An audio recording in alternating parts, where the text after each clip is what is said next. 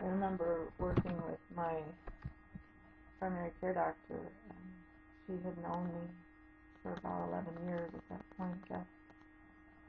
And she knew that I had put myself through college while raising my children to get my master's degree. And she was there when I got my teaching certification, and she had never seen me this incapacitated.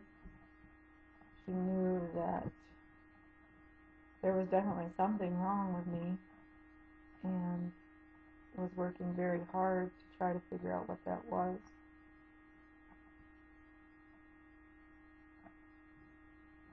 She referred me to the pain management clinic to try to at least help cope with the symptoms, even if she couldn't figure out what was causing it.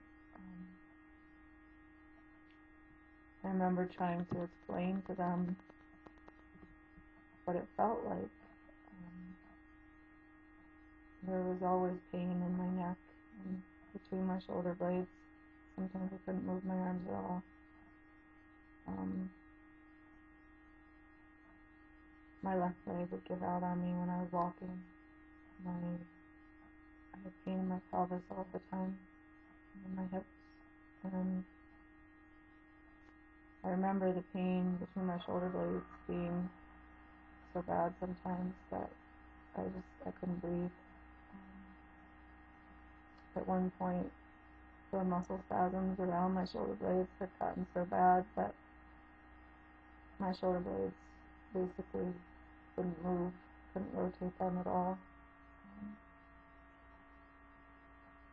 When I was referred to a new neurologist, I tried to explain that on top of the pain that I was having, it was like one of these little puppets. I don't know if you can see it. It's all connected by a string, and when you push the button, it collapses. And for me, the longer I was vertical, it felt like somebody was grabbing hold of that button that held everything together and pulling that string as tight as it would go until it broke, and then everything just fell down. And so not only was I completely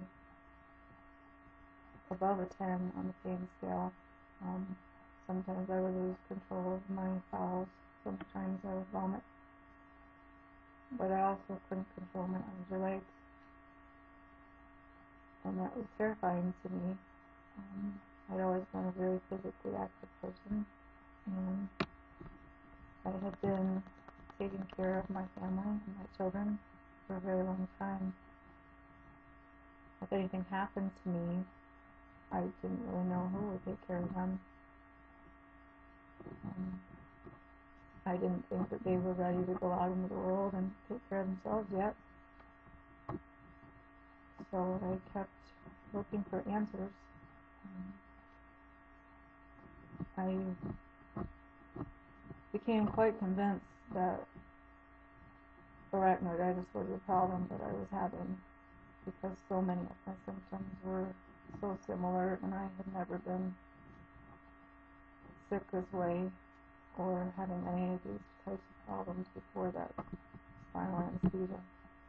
My research that I had done while laying in bed, I found out that arachnoiditis was linked to an anesthetic called lidocaine, and specifically 5% lidocaine was implicated in a lot of permanent nerve injury. Therese Horlacher from the Mayo Clinic published some papers on it, and I found numerous other articles about it.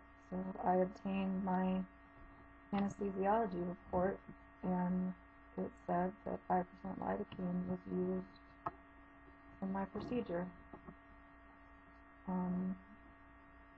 So I became even more convinced that this was the origin of my problem, but I didn't know what to do about it. I got in touch with people on the Life with Arachnoiditis page, and I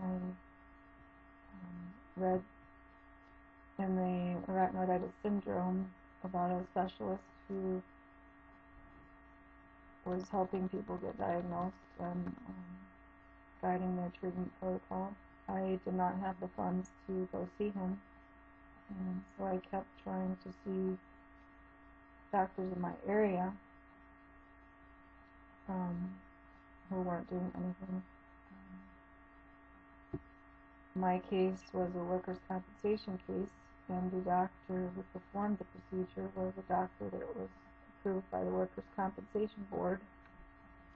And basically, all of the doctors kept telling me that this was all in my head. I had one doctor tell me that being a single parent was such a traumatic thing that it was presenting as a pain management problem. I had another one look me straight in the face and tell me that he didn't believe that I didn't have any kind of trauma as a child, that I wasn't a victim of abuse, even though I told him that I wasn't. He said he wasn't convinced of that yet and sent me out for another psychological exam.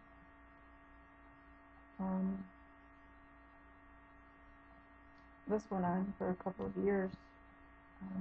Around the end of 2009, I was prescribed a medication that's used to treat patients with fibromyalgia. It's approved by the FDA. It's called Savella. I had a very severe reaction to that medication.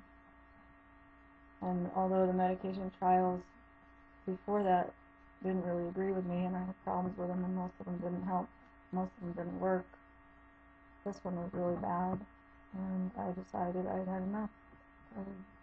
I wasn't trying any more meds, and I was going to get to the bottom of this and find out what was going on.